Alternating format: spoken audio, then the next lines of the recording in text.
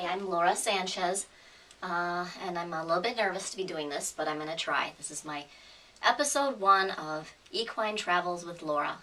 I've been running a blog for 5 years now. I'm going into my 6th year straight of posting practically every single day. And so I thought I would try to shake things up. And so I'm planning on having 2 different video casts each week. On Mondays, I'm hoping to have a video cast of me talking about things, and so I'll talk about that in a minute. And then on Friday, I'm planning on having something called Book Smart Equestrian, and that's me talking about, of course, books that I'm reading. I guess before I tell you about what I'm planning on doing with this first series, Equine Travels with Laura, I should tell you a little bit, teeny tiny bit about myself. So the first thing I want to tell you is, Celia, get up, up. I don't know if you can see her, but here she is. She's my little doggy. This is Zelia Bedelia. Come here, Zil. Good cat. She's 15 years old, and I think she's probably out of the camera vision, but she's a beautiful doggy. She's a lab chow mix I found in New Orleans. So probably the first thing you need to know about me is that I'm pretty animal crazy. If you've been logged into my blog at all, you know that. I've got Jackass, who's Jacques Lagnappe. He's a 15-year-old cat that I got from the Japonica Street Animal Shelter in New Orleans. And then Zelia Orleana Cypress, who was found on the streets of New Orleans too. There is Arcangelo Sanyama Lily, Rory Boleyn Butterscotch, who we call Orangina, Moibolidana Shacy, and these are all cats. And then I have Thelma and Louise, who are chickens. And then currently right now I have 2 horses, and that's what you'll be hearing a lot about. One is Velvet Tenderness, and one is Easy Blue Renegade. There's a 3rd horse, but she belongs to another lady now, and her name is Dachshund Speckled Rock. So, what I'm planning on doing with this video series is, it's called Equine Travels with Laura, and this one is the introductory one. Hi Celia, hi, hello. What I'm planning on doing in this series is talk to you about my thoughts about riding and lessons, how things are going, and what I'm learning. I'm also going to talk to you about my special experiences with clinics and special teachers. I've been really blessed lately. I have a lot of really good teachers, so you're going to hear about them. I've got Stacy, who's my weekly. I have 5 lessons per week with her, which is amazing. And then I have dressage and jumping lessons with 2 professors from the University of Findlay. And then I have 2 young women who are brave and bold and excellent riders, Emily and Kelsey, and they help me a lot too. Not to mention all the other people in my life who give me really important lessons. So there's that. I'll talk about that, clinics and teachers. Another thing is I'm going to give you my observations about herd life. I really believe that I'm part of a herd. And at first it was a herd of 2, and then it became a herd of 3, and then for a while it was a herd of 4, and now we're back to a herd of 3 with family members farther out. So there's that. I'll be telling you a lot of stories about specific people in the herd, specific horses and ponies in the herd. And I'm going to tell you a lot about my travels. This year I'm hoping, for example, to go to a few horse shows to see how an A-Circuit pony show goes and to see how schooling shows are for dressage and jumping. And of course I'd like to go to Rolex this year because this year is the Olympic Games. And so Rolex will be, it's always important, but especially important. Okay, so who am I? Well, I'm a horse lover. I've been a horse lover for life. I've had 4 horses in my life, so I've told you about the 3, mentioned them.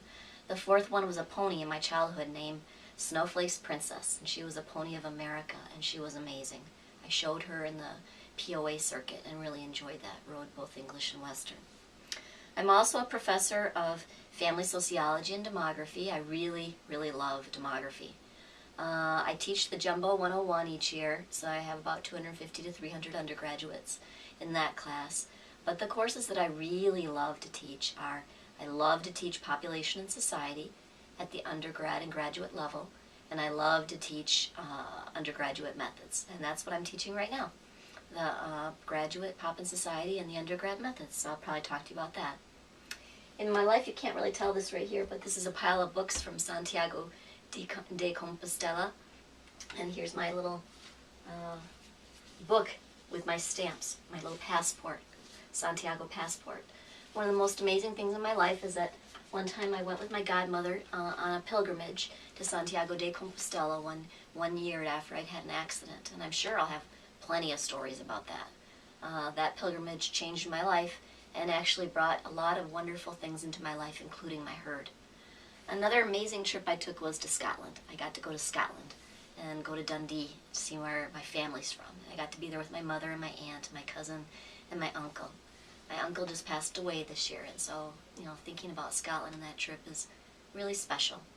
Okay, anyway, what am I? I would say, a beginner to, advanced beginner to beginner intermediate rider. I'm trying to learn a little bit about dressage. I'm trying to learn a little bit about jumping and how to develop a hunter. I'm trying to learn how to be a real stable rider and an efficient rider, one who's makes smart decisions and doesn't do things too unsafely. And I'm really enjoying. I really enjoy it. I board at St. George Equestrian Center, which is truly an amazing facility. My horses are really happy there. They get turned out constantly, and they're in good, happy herds. And the care is impeccable, and there's such good record keeping. So if I ever wanted to know anything at all that's going on with my horse, there's people there to ask all the time, and then there's records of who did what. So it's just truly a special place. And they're happy to take you to places you want to go. So for example, they helped me to take my little pony for his A-circuit training this past year, and that was great. Okay, anyway, I know I'll have lots of stories for you. One will be stories about Velvet Tenderness, Violet, who's my 8-year-old thoroughbred horse. I will tell you so much about her breeding and her fabulousness and how special she is. And there's Easy Blue Renegade, who I bred from Dachshund Speckled Rock, my Easy Jet mare. And then he's also on his daddy's side related to Blue Hoo and Blue Rain. And these are really top hunter-jumper pony breeding stallions. And so he's truly been an astonishment. He is so handy and smart and athletic, and he's just been a blessing from the very beginning. So I have lots of stories about running. You can see that from my blog. Okay, so this week's anecdote, I'm going to give you a little quote from this book I got at Christmas time when I visited my relatives down in Texas. It's by Texas Big Spender. It's called Don't Squat with Your Spurs On, A Cowboy's Guide to Life. And so he's got this little thing, and he says, always remember your horse hears and smells a whole lot more than you do. And that is really true.